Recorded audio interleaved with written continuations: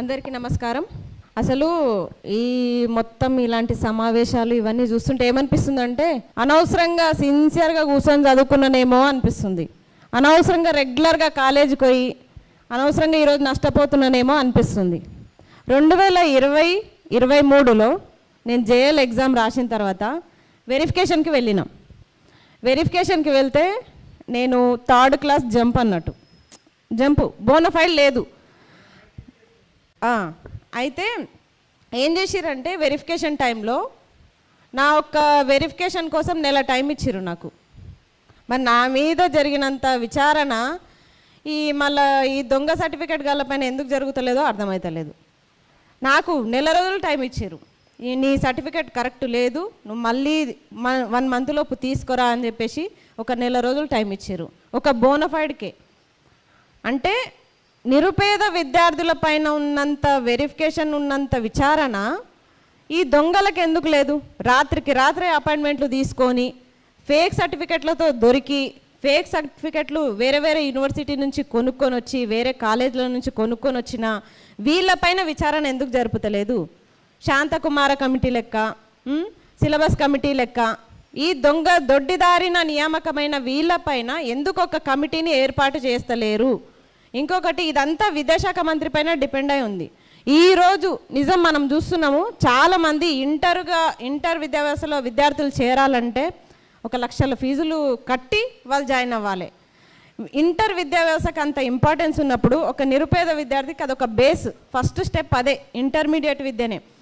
ఒక కాలేజీ వ్యవస్థకి ఎంటర్ అవ్వాలంటే మొదటి మెట్టు ఇంటరే. ఇంటర్ అయినప్పుడు ఆ మొదటి మెట్టు ఎంత జాగ్రత్తగా వేస్తారు? గవర్నమెంట్ కాలేజీలో చదవాలంటే ఫ్యాకల్టీ ఉండరు అని ఒక అపోహలో ఇప్పటికీ ఉంటున్నారు. అలాంటిది మీరు 55544 ఇంతమందిని మీరు రెగ్యులరైజ్ చేసిరు. దాంట్లో అసలు ఎవరు ఎందుకు క్రమబద్ధీకరణ చేసిరు, ఎందుకు కాంట్రాక్ట్లను రెగ్యులర్ చేసిరో మీకు కూడా తెలియదు.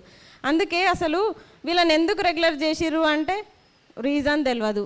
మీరు నిజంగా ఏమన్నా మేలు చేయాలనుకుంటే మాత్రం ఖచ్చితంగా వీళ్ళ సర్టిఫికెట్లు విచారణ జరపండి.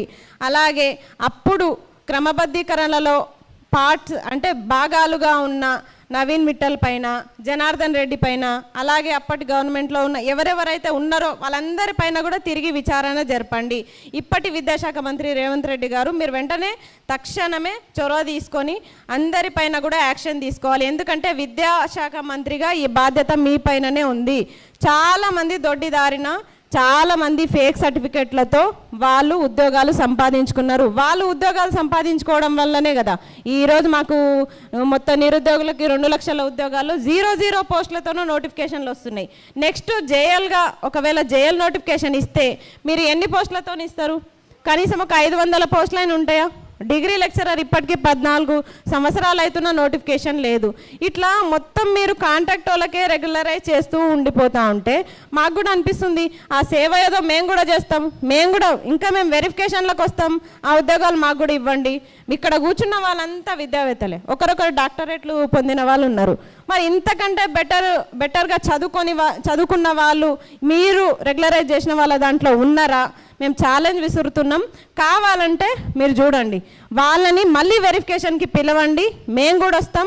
ఒకవేళ మేము నిజాయితీగా చదువుకున్నట్టుంటే, మా సర్టిఫికెట్లలో నిజాయితీ ఉంటే మాకు ఉద్యోగాలు ఇవ్వండి. లేదు వాళ్ళకే నిజాయితీ ఉంది, వాళ్ళ ఉద్యోగాలు వాళ్ళకే కరెక్ట్, వాళ్ళకే ఇవ్వాలనుకుంటే వాళ్ళకి ఇవ్వండి. ఇట్లా ఒక ఎగ్జామ్ పెట్టకుండా, ఒక వెరిఫికేషన్ పెట్టకుండా, ఒక రూల్ ఆఫ్ రిజర్వేషన్ పాటించకుండా మీరు ఎంచుకున్న పద్ధతి తప్పు. సరే, తప్పు అన్న తర్వాత సుప్రీంకోర్టుకి ఈ న్యాయస్థానాన్ని ఆశ్రయించిన తర్వాత అంతో ఎంతో న్యాయం జరిగిందా అంటే పోయిన ఉద్యోగాలు అన్నీ పోయినాయి కదా. 5,000 పోస్టులకి పైగా మొత్తం ఉద్యోగాలు పోయిన తర్వాత ఇంకా ఉద్యోగాలు ఎక్కడుంటాయి? మనకి నోటిఫికేషన్లు ఎక్కడుంటాయి? పోస్టులు ఎక్కడుంటాయి? ఇప్పుడు వచ్చిన వాళ్ళకి ఉద్యోగాలు వచ్చినాయి. సేవా దృక్పథంతోనో వాళ్ళని గుర్తించి ఉద్యోగాలు ఇచ్చినామంటే చాలామంది ఉన్నారు. ఒక సేవకే ఉద్యోగాలు వస్తాయంటే మేము కూడా ఒక 10 సంవత్సరాలు సేవ చేస్తాం, మరి మాకు కూడా రెగ్యులరైజ్ చేయండి, మాకు కూడా ఉద్యోగాలు ఇవ్వండి, మేము కూడా సేవ చేస్తాం. మరి నిజంగా మేము ఒక చిత్తశుద్ధితోటి మంచిగా చదువుకొని మొత్తం పీజీలు నెట్లు సెట్లు క్వాలిఫై అయ్యండి ఈరోజు ఉద్యోగాలు వస్తాయన్న నమ్మకంతో లైబ్రరీలో రేయనక పగలనక కూర్చొని చదివి పస్తులుండి కష్టమైనా సరే రూమ్ రెంట్లు కట్టుకుంటా ఈరోజు నిరుద్యోగులం కష్టపడుతుంటే మీరు ఇట్లా దొడ్డి దారిన రెగ్యులరైజ్ చేయడం వల్ల మాకు వచ్చే ఉపయోగం ఏముంది? మేము కూడా అట్లా రాంగ్ రూట్లో వెళ్ళాలా? మరి రాంగ్ రూట్లో వెళ్ళి ఉద్యోగాలు సంపాదించుకోవాలా? అయినా సరే విద్యాశాఖ మంత్రికి విద్య పైన నిజంగా చిత్తశుద్ధి ఉంటే వెంటనే ఈ క్రమబద్ధీకరణ పైన విచారణ జరపండి. ఖచ్చితంగా అప్పటి జనార్దన్ రెడ్డి పైన, నవీన్ మిట్టల్ పైన, అలాగే ఇదంతా ప్రాసెస్ ఎట్లా జరిగిందో ఫేక్ సర్టిఫికెట్ల పైన కూడా మీరు తక్షణమే విచారణ జరపాలి. లేని పక్షంలో నిరుద్యోగ చేసి ఉస్మానియా యూనివర్సిటీ తరపున ఎంత పోరాటానికైనా సిద్ధంగా ఉంటాం. ఎందుకంటే ఈ 5,000 పోస్టులు అంటే 5,000 మంది జీవితాలు. అసలు ఏమాత్రం చదువు రానోళ్ళు కూడా ఈరోజు పోయి అక్కడ బోర్డు దగ్గర నిలబడి అరకొర చదువులు చెప్పుకుంటా విద్యార్థుల జీవితాలను ఆగం చేస్తున్నారు. అలా అందరిని అనట్లేదు, కొంతమంది ఉన్నారు. అంతమందికి అయితే ఖచ్చితంగా మీకు ఉద్యోగాలకి మీరు అనర్హులు. అలాంటి వాళ్ళని మీరు ఈరోజు క్రమబద్ధీకరించి నిరుపేద విద్యార్థులకు మీరు అన్యాయం చేస్తున్నారు. ఫీజులు కట్టలేక గవర్నమెంట్ కాలేజీల్లో ఎవరైతే పిల్లలు చేరుతారో అలాంటి పిల్లలు ఈ తప్పుడు పాఠాలు వినడం వల్ల తప్పుడు ఆన్సర్లే రాస్తారు. అట్లాంటప్పుడు ఫెయిల్ అవుతారు. మళ్ళీ ప్రైవేట్ కాలేజీలు అంటారు. ఈరోజు గవర్నమెంట్ కాలేజీల పైన ఎవరు ఆసక్తి చూపించట్లేదు. ఎందుకంటే ఇట్లాంటి వాళ్ళని నియామకం చేయడం వల్లనే కదా. మీరు ఇట్లాంటి వాళ్ళని రెగ్యులరైజ్ చేయడం వల్ల ఏమవుతుందంటే కొంచెం నాలెడ్జ్ ఉన్న పేరెంట్స్ అయితే డైరెక్ట్ చెప్పేస్తారు, వద్దు దాంట్లో అప్పుడు ఫ్యాకల్టీ సరిగ్గా లేదు ఆ కాలేజ్లో, నువ్వు ప్రైవేట్ కాలేజ్కే వెళ్ళు అంటారు. 1,50,000 60,000 కట్టి ఈరోజు ఇంటర్ కాలేజీలు ప్రైవేట్ కాలేజీలో జాయిన్ అవుతున్నారంటే అక్కడ వైఫల్యం ఎవరిది? ప్రభుత్వాలదే. అది వాళ్ళు చేసిరా మీరు చేసిరా మాకు సంబంధం లేదు. మీరైతే ఖచ్చితంగా తక్షణమే వీటిపైన చర్యలు తీసుకోవాలని చెప్పేసి విద్యాశాఖ మంత్రికి మేము విన్నపం చేసుకుంటున్నాం. ఇంత మంచి అవకాశం ఇచ్చినటువంటి అందరికీ కూడా థ్యాంక్ యూ సో మచ్.